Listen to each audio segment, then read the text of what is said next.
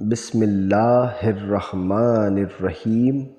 السلام علیکم ورحمۃ اللہ وبرکاتہ۔ روم کے بادشاہ نے 9 ہجری میں مدینہ منورہ پر حملے کا ارادہ کیا۔ رسول اللہ صلی اللہ علیہ وآلہ وسلم کو یہ اطلاع ملی کہ وہ بہت بڑا لشکر لے کر شام کے راستے عرب کی طرف بڑھ رہا ہے۔ اس پر نبی کریم صلی اللہ علیہ وآلہ وسلم نے اعلان فرما دیا، ہم آگے بڑھ کر عرب کی سرحدوں پر رومیوں کا مقابلہ کریں گے۔ اس کے ساتھ ہی آپ نے صحابہ کرام کو جنگ کی تیاریوں کا حکم فرما دیا۔ اس سال بارشیں بھی نہیں ہوئی تھیں، اس لیے قحط کی سی حالت تھی، گرمی کی شدت بھی تھی۔ دوسری طرف اہل مدینہ کی روزی کا انحصار بھی کھجوروں کی فصل پر تھا، وہ پکنے کے بالکل قریب تھیں۔ اس موسم میں وہ باہر نہیں جا سکتے تھے، لیکن حضور نبی کریم صلی اللہ علیہ وآلہ وسلم کا حکم سنتے ہی سوائے چند منافقوں اور معذور مسلمانوں کے سب دل و جان سے جہاد کی تیاریوں میں مصروف ہو گئے۔ البتہ منافقین اور معذور مسلمانوں کے علاوہ 3 سچے مسلمان بھی ایسے تھے جو کسی عذر کے بغیر اس لڑائی میں شریک نہیں ہوئے تھے۔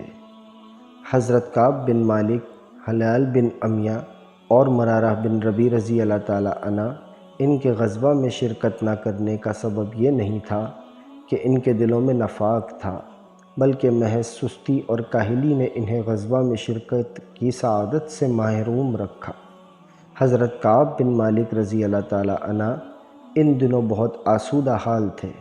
سفر کے لیے انہوں نے 2 اونٹنیاں بھی تیار کر لی تھیں اور دوسرا سامان بھی تیار کر لیا تھا، لیکن جب اسلامی لشکر کوچ کرنے لگا تو بس اس وقت سستی اور کاہلی ان پر سوار ہو گئی۔ انہوں نے سوچا ایسی بھی کیا جلدی ہے، کل روانہ ہو جاؤں گا اور لشکر سے جا ملوں گا۔ دوسرے دن بھی سستی غالب آ گئی اور وہ روانہ نہ ہو سکے، لہٰذا سوچا خیر کوئی بات نہیں، کل روانہ ہو جاؤں گا اور لشکر سے جا ملوں گا۔ غرض اسی طرح کئی دن گزر گئے اور وہ روانہ نہ ہو سکے، یہاں تک کہ انہیں نبی کریم صلی اللہ علیہ وآلہ وسلم کے تبوک پہنچنے کی خبر ملی۔ اس وقت 30,000 جانثار آقا کریم کے ساتھ تھے، لیکن حضرت کعب رضی اللہ تعالیٰ عنہ اور دوسرے دونوں صحابہ ان میں نہیں تھے۔ نبی کریم صلی اللہ علیہ وآلہ وسلم کو حضرت کعب رضی اللہ تعالیٰ عنہ سے بہت انس تھا۔ تبوک پہنچ کر خاص طور پر ان کے بارے میں پوچھا، کعب نظر نہیں آ رہے، کیا بات ہے؟ ایک صحابی نے کہا، یا رسول اللہ، کعب رضی اللہ تعالیٰ عنہ کو اس کے مال اور جمال نے روک لیا۔ حضرت معاذ بن جبل رضی اللہ تعالیٰ عنہ نے اس بات کے جواب میں کہا، یا رسول اللہ، جہاں تک ہمیں معلوم ہے کعب اچھا آدمی ہے۔ نبی کریم صلی اللہ علیہ وآلہ وسلم نے خاموشی اختیار فرمائی۔ آپ غزوہ تبوک سے واپس تشریف لائے تو بعض لوگوں نے حضرت کعب رضی اللہ تعالیٰ عنہ کو طرح طرح کے ہیلے بہانے سجائے کہ یہ کہہ دینا، یہ کہہ دینا، حضور درگزر فرمائیں گے۔ لیکن حضرت کعب رضی اللہ تعالیٰ عنہ نے اپنے دل میں سوچ لیا تھا کہ اپنی خطا کا صاف اقرار کر لیں گے، کوئی بہانہ ہرگز نہیں بنائیں گے۔ 80 کے قریب اور بھی لوگ تھے جو تبوک نہیں گئے تھے، وہ سب آقا کریم کی خدمت میں حاضر ہوئے اور اپنے اپنے عذر بیان کیے۔ آپ نے ان سب کو معاف کر دیا۔ حضرت کعب رضی اللہ تعالیٰ عنہ حاضر ہوئے تو آپ صلی اللہ علیہ وآلہ وسلم نے مسکرا کر ان کی طرف دیکھا، پھر پوچھا، کہا تم غزوہ میں شریک کیوں نہیں ہوئے، بیمار تھے یا سامان نہیں تھا؟ انہوں نے عرض کیا، یا رسول اللہ، مجھے کوئی ایسا معاملہ نہیں تھا، بالکل تندرست اور توانا تھا، سامان سفر بھی تیار تھا، صرف نفس کی سستی نے مجھے جہاد کی شرکت سے محروم کر دیا۔ جواب میں آپ صلی اللہ علیہ وآلہ وسلم نے فرمایا، تم نے سچ کہا، اب گھر جاؤ اور اللہ کے حکم کا انتظار کرو۔ یہی صورت حضرت مرارہ بن امیہ رضی اللہ عنہما کے ساتھ پیش آئی۔ آپ صلی اللہ علیہ وآلہ وسلم نے تمام مسلمانوں کو منع کر دیا کہ کوئی ان تینوں سے بات نہ کرے۔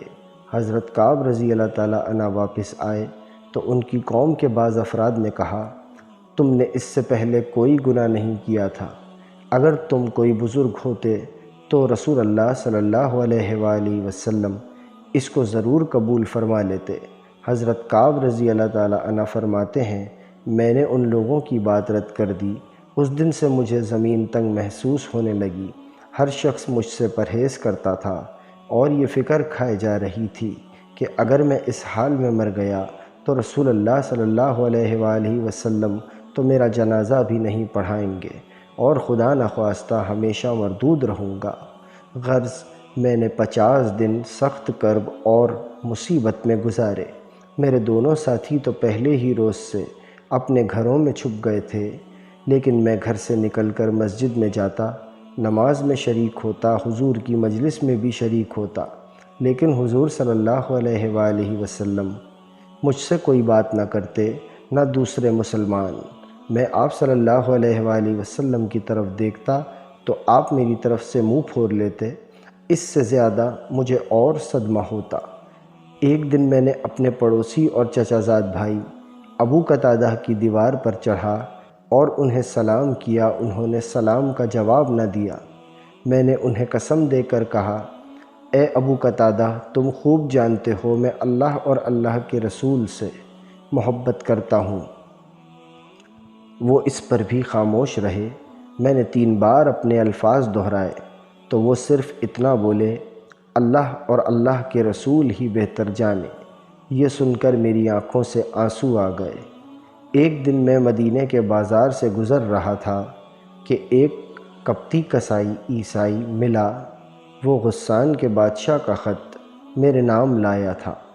ختم شاہ غسان نے لکھا تھا، ہمیں معلوم ہوا ہے کہ تمہارے ساتھ تمہارے آقا نے بدسلوکی کی ہے، تم میرے پاس چلے آؤ، دیکھنا یہاں تمہاری کیسی عزت ہوتی ہے۔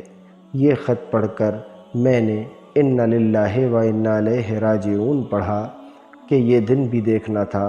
ایک کافر مجھے راہ حق سے ہٹانے کی جرات کر رہا ہے، مجھے میرے آقا سے جدا کر دینا چاہتا تھا۔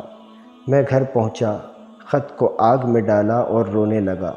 اس طرح جب 40 دن گزر گئے تو نبی اکرم صلی اللہ علیہ وآلہ وسلم کا حکم ملا، اپنی بیوی سے بھی الگ ہو جاؤ۔ میں نے قاصد سے پوچھا، کیا بیوی کو طلاق دے دوں؟ تو انہوں نے کہا نہیں، بلکہ اس سے الگ رہو۔ میں نے فوراً اپنی بیوی کو اس کے گھر بھیج دیا۔ 50ویں دن صبح کی نماز پڑھ کر اپنے گھر کی چھت پر لیٹا ہوا تھا۔ زندگی مجھ پر دوبارہ مہربان ہوئی۔ سخت بے چین تھا کہ یکایک کوہ سلام کی چوٹی سے کسی نے پکار کر کہا، کعب تمہیں بشارت ہو۔ یہ الفاظ سنتے ہی میں سجدے میں گر گیا، خوشی کی زیادتی سے رونے لگا۔ بعد میں معلوم ہوا رسول اللہ صلی اللہ علیہ وآلہ وسلم نے فجر کی نماز کے بعد میری اور میرے دونوں ساتھیوں کی معافی کا اعلان فرما دیا تھا، اور پہاڑ کی چوٹی سے پکارنے والے نے مجھے اس کی اطلاع دی تھی۔ اس کے بعد ایک صاحب گھوڑا دوڑاتے میرے پاس آئے، مجھے بشارت دی۔ میں نے اپنے دونوں کپڑے ان کی نظر کر دیے، خود کسی سے مانگ کر کپڑے پہنے، پھر آقا کریم کی خدمت میں حاضر ہوا۔ اس وقت وہاں جتنے لوگ موجود تھے وہ سب کے سب مجھے مبارکباد دینے کے لیے دوڑ پڑے۔ سب سے پہلے طلحہ رضی اللہ عنہ نے مجھے مبارکباد دی اور مصافحہ کیا۔ میں ان کے اس اخلاق اور گرم جوشی کو کبھی نہیں بھلا سکوں گا۔ حضور صلی اللہ علیہ وآلہ وسلم کو سلام کیا تو آپ کے رخ انور پر بشارت پھیل گئی اور چہرہ چاند کی طرح چمکنے لگا۔ آپ نے فرمایا، کعب تمہاری زندگی میں ایسا دن کبھی نہیں آیا ہوگا، تمہیں مبارک ہو، اللہ نے تمہاری توبہ قبول فرمائی۔ اس پر حضرت کعب رضی اللہ تعالی عنہ نے عرض کیا، یا رسول اللہ، میں اپنی توبہ کو قابل بنانے کے لیے اپنی تمام جائیداد اور مال صدقہ کرتا ہوں۔ آپ صلی اللہ علیہ وآلہ وسلم نے جواب میں فرمایا، نہیں، اس طرح تم تنگی کا شکار ہو جاؤ گے۔ اپنے مال کا ایک حصہ صدقہ کر دو۔ حضرت کعب رضی اللہ تعالیٰ عنہ نے خیبر کا حصہ اللہ کے راستے میں دے دیا اور کہا، اللہ نے مجھے میری سچائی کی وجہ سے نجات عطا فرمائی، انشاءاللہ مرتے دم تک راست گوئی یعنی سچائی کا دامن نہیں چھوڑوں گا۔ حضرت ہلال اور حضرت مرارہ رضی اللہ تعالیٰ عنہما کی توبہ بھی اسی طرح قبول ہوئی۔ قرآن کریم میں اس واقعے کی طرف ان آیات میں اشارہ فرمایا گیا ہے، اور ان تینوں شخصوں پر بھی جنہیں چھوڑ دیا گیا تھا، یہاں تک کہ زمین اپنی وسعت کے باوجود ان پر تنگ ہو گئی، اور جو اپنی جانوں سے بیزار ہو گئے اور سمجھ گئے کہ اللہ کے سوا کسی کے پاس پناہ نہیں، تو اللہ ان پر مہربان ہوا کہ توبہ کر رہے ہیں۔ بے شک اللہ بڑا توبہ قبول کرنے والا مہربان ہے۔ حضرت کعب رضی اللہ تعالیٰ عنہ اس واقعے کے بعد فرمایا کرتے تھے کہ اسلام لانے کے بعد اللہ تعالیٰ نے مجھ پر کوئی ایسا احسان نہیں کیا جس کے اظہار میں نے رسول اللہ صلی اللہ علیہ وآلہ وسلم کے سامنے کیا۔ اگر میں جھوٹ بولتا تو اسی طرح ہلاک ہو جاتا جس طرح جھوٹ بولنے والے یعنی منافقین ہلاک ہوئے۔ سبحان اللہ، اللہ تعالیٰ کی ان پر بے شمار رحمتیں ہوں، آمین یا رب العالمین۔